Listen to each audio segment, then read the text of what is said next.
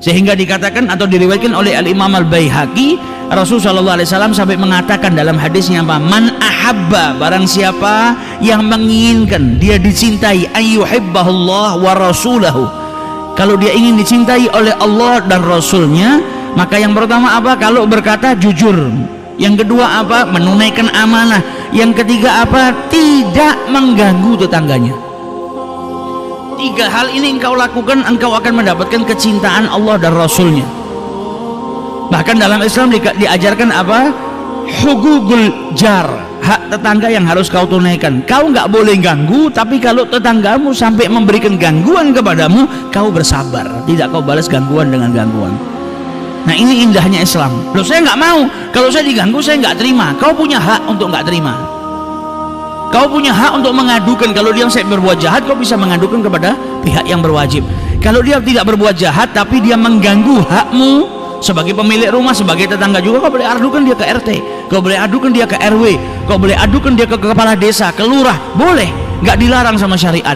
Tapi syariat juga ngajak kau ke derajat yang lebih tinggi. Ketika kau menjadi tetangga, kau tidak memberikan gangguan. Ketika kau diganggu, kau bersabar atas gangguan. Sebagaimana Malik bin Dinar, kemarin kita baca kisahnya, punya tetangga musyrik Yahudi. Jadi tetangganya bertahun-tahun sengaja bikin kamar mandi di temboknya Malik bin Dinar. Jadi baunya masuk ke rumahnya Malik bin Dinar. Dan bahkan kotorannya itu sampai terkadang masuk ke dalam rumahnya Malik bin Dinar. Gak marah nih, dibersihkan tiap hari. Sampai tetangganya yang jengkel. Orang itu kalau ganggu, yang diganggu sabar, yang ada yang ganggu yang jengkel. Karena sabar ini perisai yang luar biasa.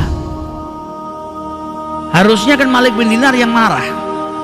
Kau nih tetangga kurang ajar, rumah saya dikotori, dimasukin najis, saya jadi nggak betah. Nah, ini maksudnya orang musyrik ini supaya Malik bin Dinar biar pergi dari situ. Tapi nggak, dia sabar, sama sekali tidak marah, karena mempraktekkan ajarannya Rasulullah.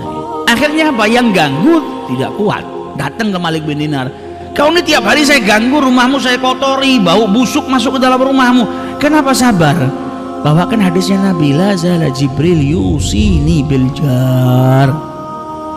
Kita ini orang Islam diwasiatkan sama Allah Subhanahu wa taala untuk berbuat baik sama tetangga, memperhatikan tetangga. Agama saya yang ngajarin seperti itu. Kau mau berbuat seperti apapun, saya akan bersabar dan saya tidak akan membalas gangguanmu dengan gangguan. Sampai akhirnya orang itu apa? Ngulurkan tangannya masuk Islam. Kalau begitu saya masuk ke agama yang luar biasa ini. Nah, sabarnya membuahkan hasil. Nah, ini yang diajarkan oleh Rasulullah. Bagaimana Imam Abu Hanifah? Abu Hanifah punya pengajian di rumahnya. Kalau orang zaman dulu itu kan nggak kayak seperti kita. Rumah kita punya tembok, sebelahnya juga kalau bangun rumah punya tembok sendiri. Jadi tembok kena tembok, suara nggak sampai masuk ke rumah tetangga. Orang dulu kan tidak. Rumahnya mungkin kalau kita ke desa-desa sekarang pemisah antara satu rumah dengan rumah yang lain hanya gedek, ya kan? Orang ngomong sebelah dengar. Begitu juga dengan zaman Abu Hanifah, temboknya satu dibuat berdua. Kalau ngajar di waktu malam dengan santrinya, sebelahnya ada tetangganya yang selalu main gitar oud, gitar gambus. Dan tetangganya termasuk orang yang ujub, punya sifat ujub, tergila-gila dengan dirinya sendiri. Jadi dia nyanyikan lagunya pun memuji dirinya sendiri. Dalam lagunya disebutkan orang-orang ini nggak ada yang tahu saya ini orang hebat, tapi di kampung ini nggak dianggap hebat, sambil nyanyi dia. Nah, Abu Hanifah yang ngajar, dia mempraktekkan hadisnya Rasulullah, nggak bingung. Tapi santri-santrinya yang baru belajar kan sumpek, ini kita mau ngaji nggak bisa fokus. Sebelah ada yang nyanyi-nyanyi seperti ini, kita nggak fokus. Sampai marah, sampai ngomong ke Abu Hanifah, ya Syekh, kau harus ngadu ke khalifah sana, nih tetangga ganggu kita. Kita mau ngaji ilmu syariatnya Allah, kita mau ngaji hadits-haditsnya Nabi, diganggu dengan nyanyiannya dia setiap malam, lagunya itu aja. Kata Abu Hanifah, innahu jari, dia tetangga saya. Abu Hanifah ini ngomongnya dengan ekspresi wajah kalau betul-betul menghormati tetangganya. Ini tetangga saya, nggak boleh, kau hati-hati ganggu tetangga saya. Jadi malah disayang. Murid-murid ini sampai takjub, ini orang ganggu tapi sama Abu Hanifah dilindungi luar biasa. Karena tetangga, jaga haknya tetangga, wasiatnya Nabi. Apalagi tetangga yang satu tembok. Sampai akhirnya suatu malam tetangga ini melawan pemerintahan, ditangkap sama polisi, masuk ke penjara. Begitu datang waktu pengajian, Imam Abu Hanifah ngaji, kok biasanya ini back soundnya pengajian terdengar, ini kok nggak kedengar. Biasanya kan ada yang nyanyi, ada instrumen yang kita dengar, ini kok hari ini nggak ada. Ditanya santri-santrinya, ini mana tetangga kita yang biasanya melantunkan lagu-lagu yang indah, padahal sama sekali nggak indah, tapi karena cintanya dia sama tetangga. Maka dijawab sama santrinya, alhamdulillah, mulai hari ini kita nggak diganggu lagi sama tetangga ini. Kita sudah selesai ujian kita tentang tetangga ini. Kata Abu Hanifah, kemana tetangga kita? Diceritakan dia berbuat sesuatu yang akhirnya menjadikan dia di penjara, diambil sama. Langsung pengajiannya diberhentikan sama Abu Hanifah. Langsung Abu Hanifah pergi ke rumahnya khalifah. Malam hari diketuk istananya khalifah, penjaganya tanya siapa di luar? Abu Hanifah. Tidak percaya. Ulama besar datang ke tempatnya khalifah di malam hari. Dibuka benar Abu Hanifah. Kata Abu Hanifah, saya mau ketemu sama khalifah. Mungkin dia sudah tidur, kata penjaganya. Coba lihat. Akhirnya penjaganya, karena ini tamunya orang penting, berani ngetuk kamarnya khalifah. Khalifahnya tanya, siapa ini malam-malam ngetuk? Ada Abu Hanifah di luar. Setengah gak percaya. Abu Hanifah ini kalau kita panggil susahnya datang ke sini luar biasa. Nah ini gak kita panggil, datang terus di malam hari. Masa Abu Hanifah? Bener Abu Hanifah keluar. Dilihat bener Abu Hanifah, ditanya, ya Syekh, apa yang membuatmu datang di malam hari seperti ini? Tetangga saya.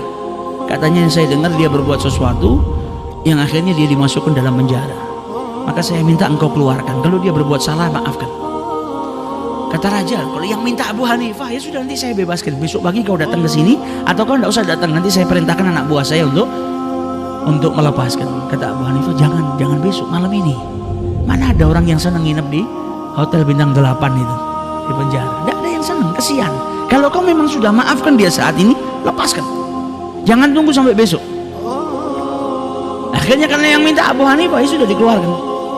Malam itu juga Abu Hanifah nunggu dari kejauhan. Dilihat tetangganya sudah keluar dari penjara, maka Abu Hanifah jalan. Tetangganya melihat dari kejauhan Abu Hanifah, oh ini pasti yang membebaskan saya, Abu Hanifah. Maka dia lari. Ini orang setiap hari saya ganggu, saya nyanyi, ganggu pengajiannya, malah jadi orang yang pertama kali bantu saya. Maka dia lari mendekat kepada Abu Hanifah, mau cium tangannya, mau minta maaf, mau berterima kasih. Ketika sampai di belakangnya Abu Hanifah melantunkan lagu yang biasa dia nyanyikan. Orang-orang kampung ini nggak tahu saya seperti apa, nggak tahu kalau saya ini orang hebat. Sama Abu Hanifah sampai dilirik, saya tahu anda hebat, makanya saya keluarkan supaya nggak mendekam di sana karena anda orang hebat. Maka dia tersenyum, enggak, saya sama sekali bukan orang hebat wahai Abu Hanifah. Sadar dengan apa? Akhlaknya Abu Hanifah. Nah ini dakwahnya orang zaman dahulu seperti itu. Jaganya wasiatnya Rasulullah luar biasa. Akhirnya buahnya apa? Buahnya menjadikan orang-orang di sekelilingnya sadar. Nah bisa jadi tetangga-tetangga kita yang kita hubungannya kurang baik, kalau kita punya masalah mereka yang nolong pertama. Makanya jangan sampai engkau menyia-nyiakan tetanggamu.